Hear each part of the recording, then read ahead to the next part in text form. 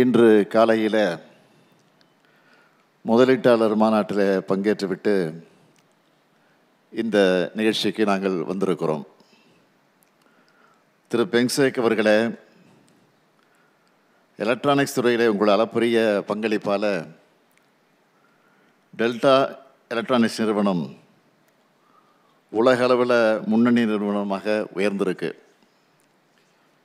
இந்த வெற்றி சாதனைக்கு முதல்ல என்னுடைய வாழ்த்துக்களையும் பாராட்டுக்களையும் நான் தெரிவிச்சுக்க விரும்புகிறேன். ஓசூர் பகுதியோட தொழில் வளர்ச்சியில் டெல்டா எலக்ட்ரானிக்ஸ் அளிக்கும் பங்களிப்புக்கு நான் பாராட்டுக்களை தெரிவிச்சுக்கிறேன். இப்படிப்பட்ட உங்கள் கம்பெனியோட new delta smart manufacturing unit தொடங்கப்படுறதும் புதிய விரிவாக்கமும் எனக்கு மகிழ்ச்சி அளிக்குது.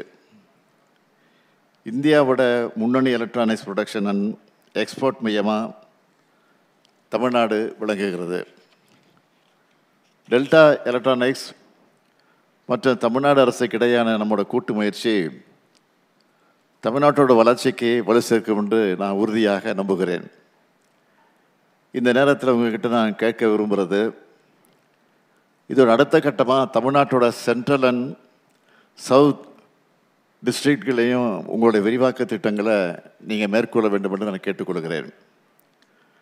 அது மட்டுமல்ல, தமிழ்நாட்டு திறன்வளத்தை கருத்தில் கொண்டு ஒரு R&D சென்டரையும் நீங்கள் சென்னையிலும் கோவையிலும் அமைக்க வேண்டும் என்று நான் கேட்டுக்கொள்கிறேன்.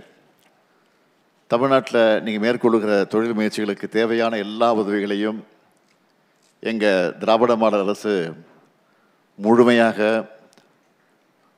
வழங்கும் என்று உறுதியளித்து இந்த அளவில் என் உரையை நிறைவு செய்கிறேன். நன்றி, வணக்கம்.